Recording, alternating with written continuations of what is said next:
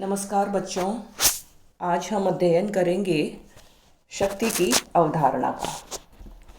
यह तो हम दिन प्रतिदिन देखते ही हैं कि शक्ति और राजनीति का आपस में घनिष्ठ संबंध है। राजनीति विज्ञान का शक्ति से उसी तरह का संबंध है जैसे कि अर्थशास्त्र का धन से है।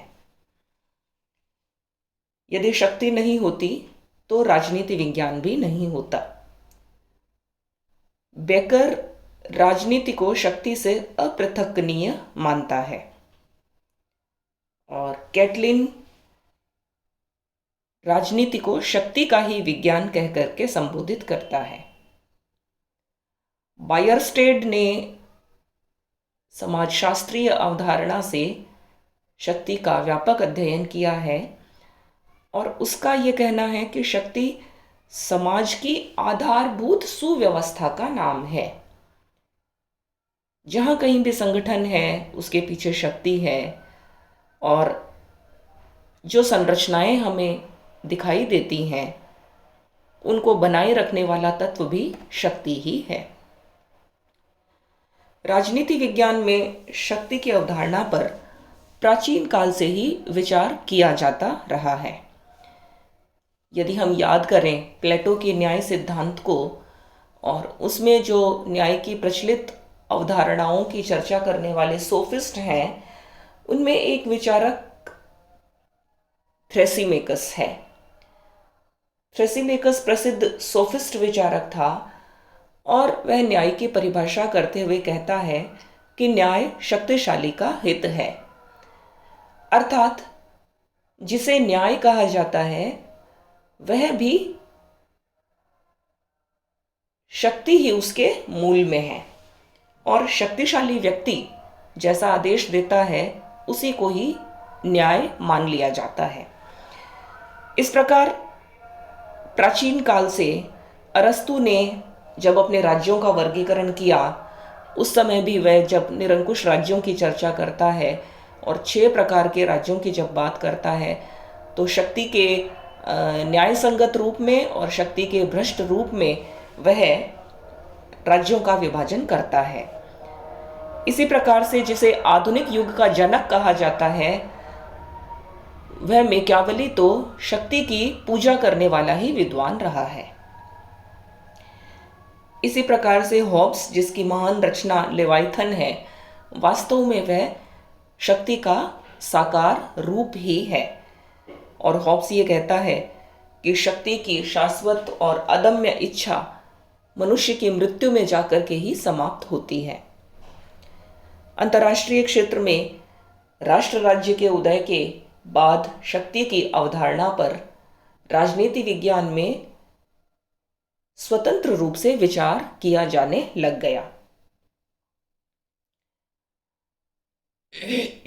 मैक्स वेबर, जो कि 20वीं शताब्दी का विचारक है, उसने शक्ति की परिभाषा देते हुए ये कहा है कि एक ऐसे राजनीतिक संघ को राज्य कहा जाएगा जो अपनी व्यवस्था के प्रवर्तन में भौतिक बल के औचित्यपूर्ण प्रयोग के एकाधिकार का सफल दावा प्रस्तुत करता है। यह थोड़ी सी विस्तृत किंतु गहराई से देखें तो एक संपूर्ण परिभाषा है राज्य के संदर्भ में, जिसमें कि शक्ति को केंद्रीय स्थान दिया गया है। दोबारा यदि हम इसको समझें तो वो यही है कि मैक्स वेबर के अनुसार राज्य ही एकमात्र वो संगठन है जिसके पास शक्ति के असीमित प्रयोग का एकाधिकार रहता है और केवल एकाधिकार ही नहीं रहता वरन वह उसका सफलतापूर्वक प्रयोग भी करता है। और इस प्रकार शक्ति का सफलतापूर्वक प्रयोग करने वाला समाज का कोई दूसरा संगठन नहीं होता, वह सिर्फ राज्य ही होता है। इसलिए मैक्स वेबर शक्ति से ही राज्य को परिभाषित करता है।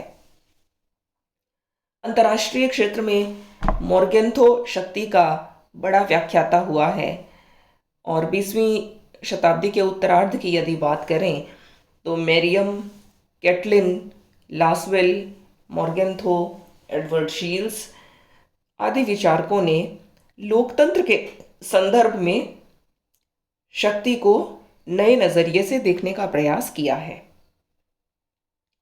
तथा कार्ल लोवेस्टिन तथा क्लॉजविज आदि जर्मन विचारकों ने युद्ध और हिंसा के संदर्भ में शक्ति को समझाया है। बायरस्टेट शक्ति को परिभाषित करते हुए कहता है कि शक्ति बल प्रयोग की योग्यता है, न कि उसका वास्तविक प्रयोग। अर्थात शक्ति धारक में बल का प्रयोग करने की योग्यता तो होती है, किंतु वह उसका प्रयोग नहीं करता और उस बल को केवल दिखाकर ही अपने मंतव्यों को पूरा कर लेता है। फिफ्नर और शेरवुड ने लोक प्रशासन के या प्रशासन के संदर्भ में शक्ति को आदेश देने की क्षमता के रूप में परिभाषित किया है। इसी प्रकार से लासवेल शक्ति को प्रभाव का पर्याय मानता है और वो ये कहता है कि प्रजातंत्र के संदर्भ में शक्ति को हम बल प्रयोग से नहीं समझ सकते, वरन शक्ति का अर्थ प्रभाव लिया जाना चाहिए और प्रभाव को ही लोकतंत्र में शक्ति का एक प्रभावी स्वरूप माना जा सकता है।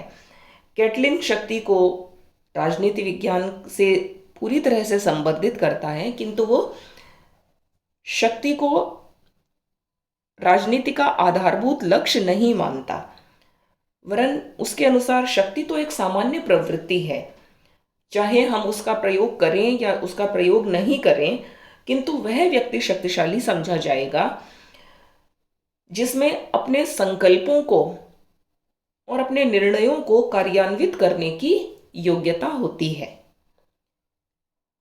यहाँ हम यदि यह समझें कि दास या कोई गुलाम व्यक्ति दास क्यों होता है, उसकी गुलामी का कारण यही है कि वह अपने संकल्पों को, अपने निर्णयों को स्वतंत्र रूप से क्रियान्वित नहीं कर सकता, अर्थात उसमें वो शक्ति नहीं है।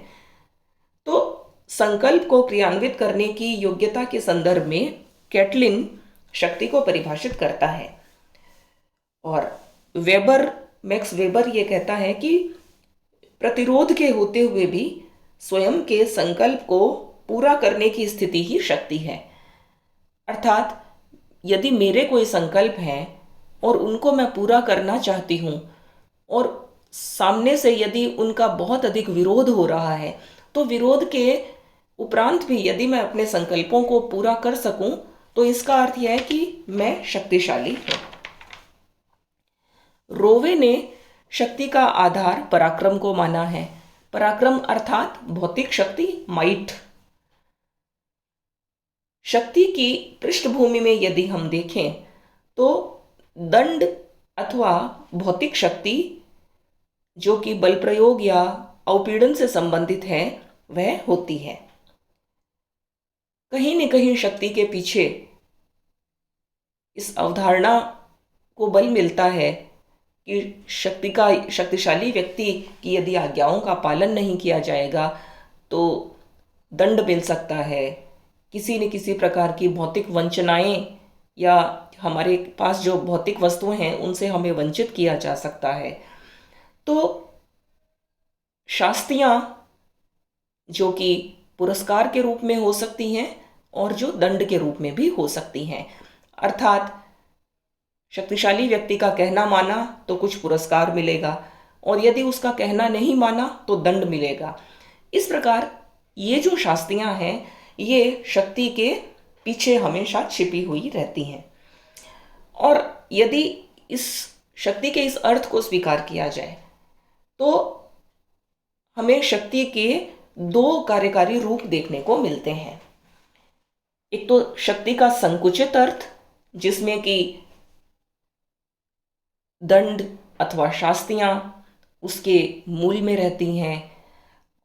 शक्तिधारक हमेशा ही दंड का भय दिखा करके शक्ति का प्रयोग करता है, और जब अन्य व्यक्तियों को दंड दिया जाता है तो उसे देख करके अन्य व्यक्ति भी शक्तिधारक की आज्ञाओं का पालन करते हैं।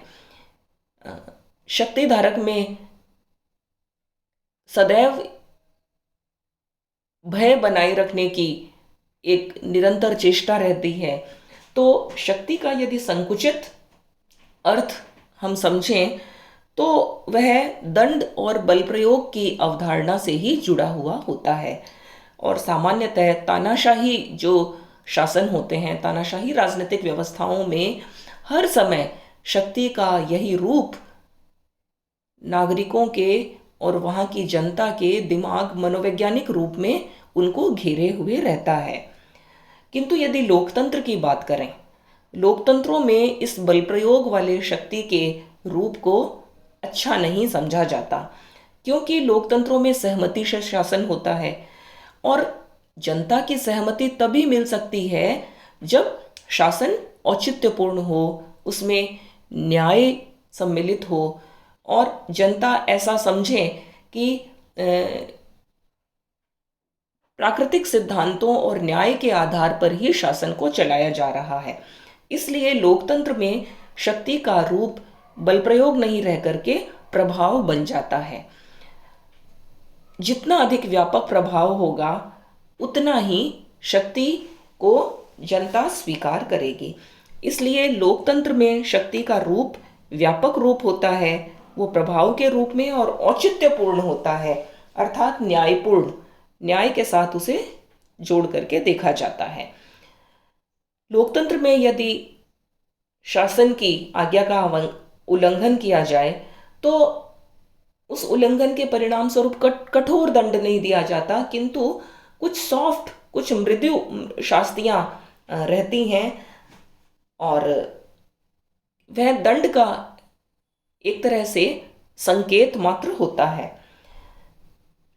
प्रभाव सत्ता में निहित होता है, जिसका अध्ययन हम अगले वीडियो में करेंगे, और सत्ता का आवश्यक तत्व होता है अनुपालन, या सत्ता के आदेश को जनता समझ करके और अपनी सहमति से ही उसका पालन करती है। इस प्रकार से यदि दो प्रकार के शासनों की बात करी जाए तो लोकतंत्र में शक्ति का रूप बिल्कुल बदल जाता है, और तानाशाही व्यवस्थाओं में शक्ति अपने संकुचित और अपने विभत्स रूप में सामने आती है। शक्ति के यदि स्रोत की बात करें कि शक्ति आखिर निकलती कहाँ से है, तो शक्ति के दो प्रकार के स्रोत स्वीकार किए गए हैं। एक तो शक्ति का आंतरिक स्रोत और शक्ति के बाह्य स्रोत। शक्ति के आंतरिक स्रोत स्वयं शक्ति धारक का जो आत्मज्ञान है, या उसका जो नॉलेज है, ज्ञान, उसका स्वयं का व्यक्तित्व, उसकी मानसिक क्षमताएं, उसकी शारीरिक क्षमताएं, उसमें आत्मनियंत्रण, ये सभी शक्ति के आंतरिक स्रोत हैं। और इन आंतरिक स्रोतों को बढ़ाया भी जा सकता है। जैसे शक्ति धारक निरंतर यदि अपने ज्ञान का विस्तार करेगा तो उसकी शक्ति में भी वृद्धि होगी। शक्ति के बाह्य स्रोत होते हैं जो उसे अन्य कारकों से प्राप्त होते हैं। जैसे शक्ति धारक यदि महत्वपूर्ण पद पर है तो पद के माध्यम से उसे शक्ति मिलती है। संगठन शक्ति का एक स्रोत होता है। एक अकेला व्यक्ति शक्ति का प्रयोग करे और बहुत सारे व्यक्ति यदि मिलकर के शक्ति का प्रयोग करें तो शक्ति का विस्तार हो जाता है। इसी प्रकार से कौन से क्षेत्र में शक्ति का प्रयोग किया जा रहा है, बहुत सारे पर्यावरणीय कारक होते हैं। शक्तिशाली व्यक्ति जिन व्यक्तियों के ऊपर शक्ति का प्रयोग करता है वे यदि स्वयं शक्तिशाली हैं तो शक्ति न्यून रूप में उसका प्रयोग किया जा सकता है, और यदि लोग ही यदि दुर्बल किस्म के हैं तो वहाँ पर अधिक प्रकार, तो इस प्रकार से बहुत सारे शक्ति के आंतरिक और बाह्य स्रोत हो सकते हैं। इनकी कोई निश्चित संख्या या गणना नहीं की जा सकती, इन्हें घटाया या बढ़ाया जा सकता है।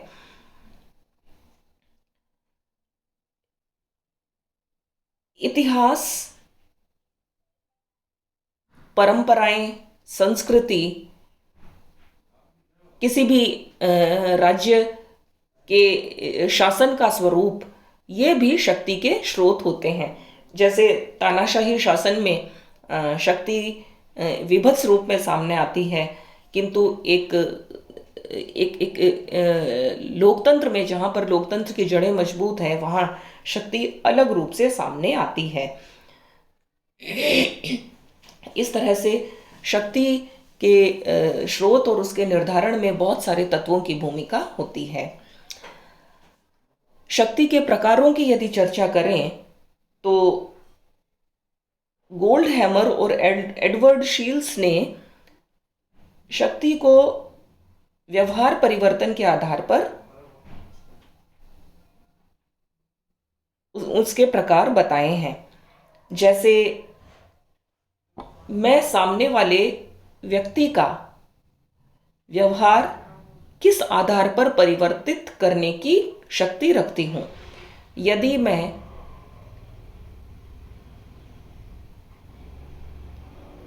अन्य व्यक्ति को बल के आधार पर अपनी बात मनवाती हूं, बल प्रयोग करती हूं, तो वह शक्ति का एक प्रकार है। किंतु यदि प्रभुत्व का प्रयोग किया जाए, प्रभुत्व का अर्थ है अपने पद का डर दिखा करके बार बार, कि कोई व्यक्ति कोई उच्च अधिकारी है और वो अपने पद का डर दिखा करके यदि शक्ति का प्रयोग करता है, कि अपने अधीनस्थों को कहता है कि इस प्रकार से आप मेरी बात मानिए वरना आपको नौकरी से निकाल दिया जाएगा, यह जो प्रभुत्व है, यह शक्ति का एक दूसरा रूप हो सकता है। और तीसरा होता है क्रिया कौशल या छल। उसमें बल या प्रभुत्व नहीं, वरन अन्य ही प्रकार से कई प्रकार के कौशलों का प्रयोग करके शक्ति का प्रयोग किया जाता है। तो सामने वाले व्यक्ति का व्यवहार आप किस प्रकार से परिवर्तित करते हैं, वह शक्ति के अलग अलग प्रकार को निर्धारित करता है। इसी प्रकार से मैक्स वेबर ने औचित्यपूर्णता के आधार पर शक्ति के 3 प्रकार बताए हैं। यदि शक्ति का जो परंपराओं से यदि शक्ति मिलती है तो वह परंपरागत, और यदि कानून से या संविधान यदि शक्ति का स्रोत है तो कानूनी, और यदि स्वयं व्यक्ति का करिश्माई व्यक्तित्व यदि शक्ति का स्रोत है तो शक्ति की औचित्यपूर्णता के आधार पर मैक्स वेबर ने 3 प्रकार के शक्ति की बात की है: कानूनी, परंपरागत और करिश्मावादी। इसी प्रकार से बायरस्टेड ने शक्ति के बहुत सारे प्रकार बताए हैं। जैसे कि यदि शक्ति प्रत्यक्षतः दिखाई देती है तो दृश्य शक्ति और अदृश्य शक्ति। इसी प्रकार से दमनात्मक और अदमनात्मक शक्ति। शक्ति यदि दमन पर आधारित है या शक्ति यदि प्रभाव पर आधारित है तो अदमनात्मक। औपचारिक और अनौपचारिक शक्ति। औपचारिक शक्ति सत्ता में निहित होती है और यह संविधान या कानून के द्वारा स्थापित संगठनों के अंतर्गत इस शक्ति का प्रयोग किया जाता है। और अनौपचारिक शक्ति संगठन के अलावा भी अनौपचारिक रूप से शक्ति धारक उसका प्रयोग कर लेता है। प्रत्यक्ष शक्ति, अप्रत्यक्ष शक्ति। यदि प्रवाह की दृष्टि से चर्चा करें तो एक पक्षीय, द्विपक्षीय और बहुपक्षीय शक्ति, यानी अर्थात एक व्यक्ति से शक्ति का प्रवाह नीचे की तरफ होता है और नीचे से ऊपर की तरफ नहीं होता है, वह केवल वन वे होता है, तो वो एक पक्षीय है। और द्विपक्षीय ये है कि दोनों तरफ से शक्ति का बराबर प्रयोग किया जाता है, जैसा कि राष्ट्रों के संदर्भ में होता है कि भारत ने पाकिस्तान के खिलाफ शक्ति का प्रयोग किया और पाकिस्तान ने भी भारत के खिलाफ उतने ही प्रभाव से शक्ति का प्रयोग किया, तो यह द्विपक्षीय है।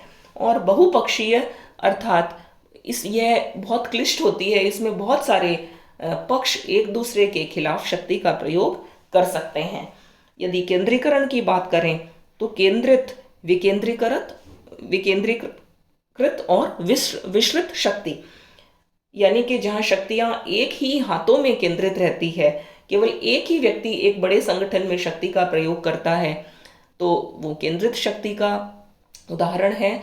और विकेंद्रित शक्ति, जब एक उच्च अधिकारी अपनी शक्तियों का विकेंद्रीकरण कर देता है और शक्तियों को अन्य अधिकारियों में बांट देता है, तो विकेंद्रित और विस्तृत शक्ति ऐसे ही बिना किसी योजना के अस्पष्ट रूप से अलग अलग हाथों में चली जाती है, तो वो विस्तृत, कंफ्यूज करने वाली, संशय पैदा करने वाला ये रूप होता है। क्षेत्र की दृष्टि से राष्ट्रीय, अंतर्राष्ट्रीय और स्थानीय शक्ति, और मात्रा की दृष्टि से भी यदि शक्ति के प्रकार की बात करें तो महान शक्ति, मध्यम शक्ति और निम्न शक्ति। जब शक्ति के परिणाम के दृष्टि से उसकी चर्चा करते हैं तो इच्छित और अनिच्छित, यानी कि शक्ति का परिणाम यदि इच्छा से या शक्ति धारक की इच्छा के अनुरूप परिणाम देता है, या जिन पर शक्ति का प्रयोग किया जाता है उनकी इच्छा के अनुरूप परिणाम देता है, या शक्ति के बारे में सोचा कुछ गया था और उसका परिणाम यदि कुछ दूसरा ही आया है, तो वो अनिच्छित।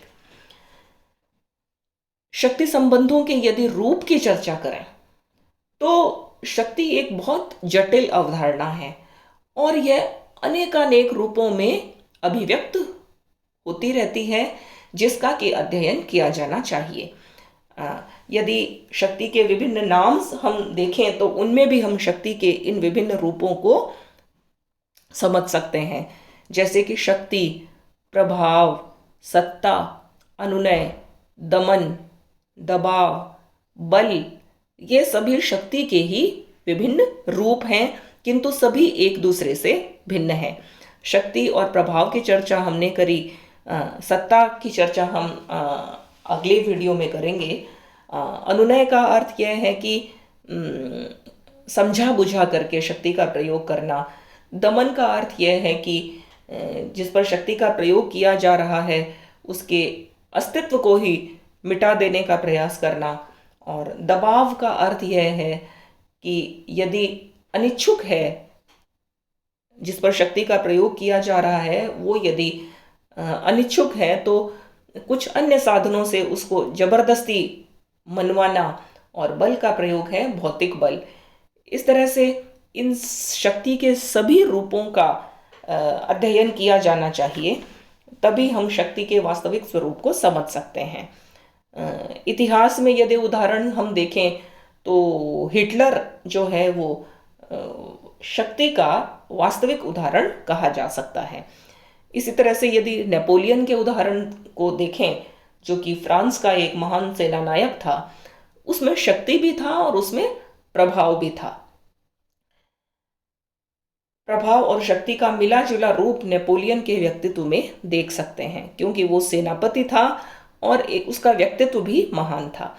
इसी प्रकार से महात्मा गांधी की यदि बात करें तो उनमें शक्ति नहीं थी, क्योंकि वो किसी संगठन में नहीं थे, किसी पद पर नहीं थे, किंतु उन्होंने अपने आत्मबल से प्रभाव अर्जित कर लिया था। तो महात्मा गांधी के पास जो शक्ति थी वो वस्तुतः शक्ति नहीं थी, वरन वह प्रभाव था। और उनके व्यापक प्रभाव के कारण ही जनता उनकी आज्ञाओं का पालन करती थी। किंतु महात्मा गांधी में प्रभाव के साथ दबाव भी था। जब जब भी उनकी बात को नहीं माना जाता था, तभी तब वो लंबे लंबे उपवास कर लेते थे, वो हड़ताल करते थे, वो सविनय अवज्ञा करते थे। इस प्रकार से अपने दबाव से उन्होंने जनता को भी अपने पीछे लिया और साम्राज्यवादी शक्तियों को भी झुकने के लिए मजबूर किया। तो गांधी ने दबाव की तकनीक का भी बराबर प्रयोग किया था। इसी प्रकार से यदि राष्ट्रों के संदर्भ में देखें तो राजनीतिक शक्ति, सैनिक शक्ति, राष्ट्रीय शक्ति, विचारधारा की शक्ति, ऐसे शक्ति के बहुत सारे रूप सामने आते हैं। लेकिन शक्ति की जो अवधारणा हमने देखी है वो एक असीमित अवधारणा है। शक्ति अनंत है और ऐसा कोई काल और ऐसा कोई समय नहीं होता और ऐसा कोई व्यक्ति नहीं होता जिसमें शक्ति न हो।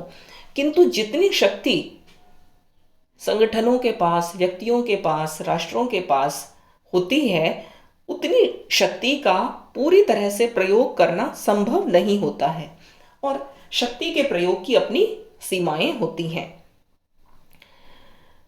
शक्ति बल प्रयोगात्मक यदि होती है तो उसकी तो और भी अधिक सीमाएं होती हैं। आप बहुत अधिक बल का प्रयोग करके किसी व्यक्ति से अपनी बात नहीं मनवा सकते। आप लगातार किसी को पुरस्कार नहीं दे सकते, लगातार किसी को दंड नहीं दे सकते, उसकी अपनी सीमाएं होती हैं। और ये सीमाएं किसी भी देश के इतिहास, उसकी परंपराएं, उसके राजनीतिक विकास, उस देश में प्रचलित धर्म, उसमें जो नैतिकता की जो सीमाएं हैं, इन सब से भी ये सीमाएं तय होती हैं। और दूसरे प्रकार की सीमाएं स्वयं शक्तिधारक की सीमाएं भी होती हैं, जिसमें शक्ति का प्रयोगकर्ता जो है, उसके लक्ष्य क्या है, उसकी क्षमता कितनी है, उसका मानसिक और शारीरिक स्वास्थ्य, उसमें सामर्थ्य कितनी है, उसके अन्य व्यक्तियों के साथ कैसे संबंध हैं, वह अन्य व्यक्तियों के साथ संबंधों के दृष्टिकोण से कितनी प्रतियोगिता में है, उसके कार्य करने की शैली कैसी है, पर्यावरण शक्ति प्रयोगकर्ता के अनुकूल है या नहीं है। ये बहुत सारी बातें प्रयोगकर्ता की दृष्टि से भी सीमाएं तय करते हैं। अब यदि शक्ति का अध्ययन यदि शोधकर्ता के रूप में करें, शक्ति की ये जो अवधारणा जो कि राजनीति विज्ञान से जुड़ी हुई है, और प्रत्येक काल में राजनीति और शक्ति एक दूसरे से जुड़े हुए रहते हैं, व्यवहारवादी संदर्भों में क्या शक्ति का अध्ययन किया जा सकता है, यह प्रश्न 20वीं शताब्दी में राजनीतिक वैज्ञानिकों के सामने खुल करके सामने आया। और जैसा कि हमने देखा ही था कि मेरियम, लासवेल, कैटलिन, एडवर्ड शील्स, इन सब ने प्रजातंत्र के संदर्भ में शक्ति का अध्ययन किया। किंतु यदि शक्ति के व्यवहारवादी उपागम से अध्ययन की बात करें तो हमें यह समझना पड़ेगा कि शक्ति का अध्ययन एक गतिविधि के रूप में पहले उसको समझना पड़ेगा, क्योंकि व्यवहारवाद मनुष्य के आंतरिक सामर्थ्य का अध्ययन नहीं करता, वरन व्यवहार तो मानव के व्यवहार का अध्ययन करता है, मानव के द्वारा की जाने वाली गतिविधियों का अध्ययन करता है। और व्यवहारवादी उपागम से शक्ति को हमें गतिविधि के रूप में समझना पड़ेगा, एक ऐसी सामान्य गतिविधि जो राजनीति में निरंतर चल रही है, उसका कैसे प्रयोग किया जा रहा है, उसका अवलोकन करके शोधार्थी को शक्ति का अध्ययन करना पड़ेगा। और दूसरा कि जो शक्ति का प्रयोग करता है उसमें दूसरों को नियंत्रित करने की सामर्थ्य और क्षमता और संकल्प कितना है, उसका भी अवलोकन करके आनुभविक अध्ययन किया जाना चाहिए। व्यवहारवादी संदर्भों में मापन एक बड़ी समस्या है, शक्ति का मापन कैसे किया जाए, क्योंकि यदि शक्ति को वैज्ञानिक रूप से समझना है, राजनीतिक विज्ञान की केंद्रीय अवधारणा होने के नाते शक्ति का यदि मापन करें तो वैज्ञानिक दृष्टि से शक्ति का तात्कालिक लक्ष्य शक्ति का मापन ही होता है। एक जो शक्ति का पॉलिटिकल साइंस का जो शोधार्थी है, उस रिसर्चर की रुचि इस बात में नहीं होती कि वह स्वयं अधिक से अधिक शक्ति ग्रहण करे, वरन उसकी रुचि इस बात में होती है कि जो राजनीति के क्षेत्र में जो वास्तविक प्रयोग करता है शक्ति के, वो एक के तुलना में दूसरा व्यक्ति कितनी शक्ति का प्रयोग कर रहा है, क्या उसका मापन किया जा सकता है। लेकिन मापन का कार्य बहुत कठिन होता है, क्योंकि मापन जब हम करने लगते हैं तो शक्ति के विभिन्न जो चर हैं या जो परिवर्त्य हैं, उन परिवर्त्यों को भी ध्यान में रखना पड़ेगा। और परिवर्त्य क्या होते हैं, यह एक वीडियो में मैं समझा चुकी हूँ। परिवर्त्य को समझने के लिए उस वीडियो को दोबारा देखना चाहिए। तो शक्ति के जो अन्य इकाइयाँ हैं वो भी विभिन्न परिवर्त्यों का निर्माण करती है। हिटलर की शक्ति का जो मापन है वो अलग प्रकार से किया जाएगा, गांधी की शक्ति का जो मापन है वो अलग प्रकार से किया जाएगा, और यदि पर्यावरणीय तत्व उनमें जुड़ जाते हैं तो मापन की समस्या और अधिक जटिल हो जाती है। रॉबर्ट डॉल ने शक्ति के मापन के संदर्भ में ही शक्ति को परिभाषित करते हुए इस तरह से ये कहा कि क उस सीमा तक ख पर अपनी शक्ति रखता है जिस सीमा तक वह ख से वह कार्य करा लेता है जिसे ख अन्यथा नहीं करता। मापन के संदर्भ में हमें यह समझना पड़ेगा कि क ने ख के ऊपर कितनी शक्ति का प्रयोग किया। तो इसका मापन करने के लिए हमें उन कार्यों को देखना पड़ेगा कि जो कार्य ख ने क के कहने से पूरे कर लिए, तो इस दृष्टिकोण से उसका मापन किया जा सकता है। गोल्ड हैमर और शील्स ने इस परिभाषा में एक तत्व और जोड़ दिया है, और वो ये कहते हैं कि एक व्यक्ति उस सीमा तक शक्ति युक्त माना जाएगा जिस सीमा तक वह अपने अभिप्राय के अनुरूप दूसरों के व्यवहार को प्रभावित कर सके। शक्ति का प्रयोग करता जैसा चाहता है, जैसे उसके अभिप्राय होते हैं, क्या उसके अभिप्रायों को शक्ति के माध्यम से पूरा कर लिया गया है, तो फिर शक्ति के प्रयोगकर्ता के अभिप्रायों का अध्ययन करना पड़ेगा। व्यावहारिक संदर्भों में उससे साक्षात्कार लेकर के, प्रश्नावली भरवा करके, उसके इंटरव्यू लेकर के ये देखना पड़ेगा कि आप आखिर चाहते क्या थे, आपके लक्ष्य क्या थे, आपके उद्देश्य क्या थे जिन्हें आप प्राप्त करना चाहते थे। यदि उसके उद्देश्य पूरे हो गए हैं तो इसका अर्थ है उसने शक्ति का प्रयोग कर लिया है। किंतु जब हम मापन की चर्चा करते हैं तो शक्ति का मापन इसलिए भी कठिन हो जाता है कि शक्ति की जो गतिविधि है वो प्रतिसंभरण या फीडबैक को जन्म देती है। इसका अर्थ यह है कि यदि क ख के व्यवहार को प्रभावित करता है तो ख भी यह जरूर कोशिश करेगा कि वह भी क के व्यवहार को कुछ हद तक प्रभावित करे, चाहे उसमें उतनी अधिक शक्ति नहीं है। इसलिए इसे पारस्परिक प्रभाव भी कहा जाता है।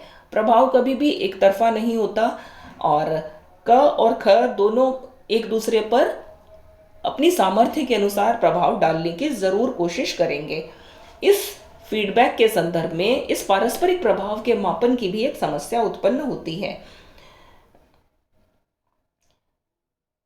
फिर यह भी मापन करना पड़ेगा कि अपने मंतव्यों को हमने किन विधियों से पूरा किया, क्या साक्षात बल का प्रयोग करके या प्रभुत्व के माध्यम से बल की धमकी दे करके या मैनिपुलेशन या क्रिया कौशल से, छल से। बहुत सारी योजनाएं होती हैं जिनके माध्यम से शक्ति को पूरा किया जाता है। इस प्रकार से शक्ति की अवधारणा का व्यवहारवादी संदर्भों में शोध यद्यपि बहुत कठिन है, किंतु बहुत सारे विचारकों ने शक्ति का अध्ययन शोध के दृष्टिकोण से किया जाता है और इनमें लासवेल का नाम प्रमुखता से लिया जा सकता है। मेरियम, कैटलिन, एडवर्ड शील्स, इन सब ने अध्ययन किया है, किंतु लासवेल ने शक्ति के अध्ययन को निर्णय निर्माण के साथ जोड़ करके बताया कि जो लोग लगातार निर्णय करते रहते हैं वे ही वास्तव में शक्ति के प्रयोगकर्ता होते हैं और उनके निर्णयों में ही शक्ति को देखा जाना चाहिए। लासवेल शक्ति को बहुत सारे मूल्यों में से एक मूल्य मानता है और वो ये मानता है कि अनेक मूल्यों का प्रयोग व्यक्ति अपनी शक्ति के विस्तार में ही करता रहता है। लासवेल जब शक्ति का अध्ययन करता है तो वो मनोवैज्ञानिक अध्ययन करता है। उसकी रुचि इस बात में नहीं है कि शक्ति के बल प्रयोगात्मक, क्योंकि एक अच्छे और सुदृढ़ प्रजातंत्र में शक्ति के बल प्रयोग को कोई भी स्थान नहीं है, वरन मनोवैज्ञानिक रूप से जनता के मस्तिष्क को कैसे प्रभावित किया जाए। लासवेल की रुचि शक्ति के इस रूप के अध्ययन में है और वह इसी का अध्ययन करके राजनीति विज्ञान को नीति विज्ञान की तरह भी अध्ययन करता है, क्योंकि शक्तियों का अर्थ है लगातार निर्णय लेना और लगातार निर्णय अपनी नीति के अनुरूप लिए जाते हैं। इसलिए political science should be a policy science. Policy making का जो काम है वो पॉलिसी मेकर्स करते हैं और पॉलिसी मेकर्स अपनी शक्ति के आधार पर ही ये कार्य करते हैं। इस प्रकार से शक्ति की अवधारणा की एक लंबी यात्रा रही है, जिसमें शक्ति को अलग अलग अर्थों से समझा जाता है, जो कि स्थूल से सूक्ष्म की यात्रा है। और अब शक्ति के अनेकानेक सूक्ष्म अर्थ, और जैसे जैसे टेक्नोलॉजी का विकास हो रहा है, वैसे वैसे मीडिया की शक्ति भी इसमें जुड़ रही है। जिस प्रकार से सोशल मीडिया और अन्य अनेक प्रकार के इंटरनेट, ये इत्यादि साधन हैं जिनका प्रयोग शक्ति धारक अपनी शक्ति के विस्तार में अलग अलग तरीके से करते हैं। और अब राजनीतिक वैज्ञानिकों की जो रुचि है वो इस ओर भी बढ़ी है। इस प्रकार से शक्ति की अवधारणा यद्यपि समझने की दृष्टि से सरल है, किंतु एक शोधार्थी की दृष्टि से इसको समझना और इसका मापन करना और इसका व्यवहारवादी संदर्भों में समझना, यह एक जटिल अवधारणा है। धन्यवाद।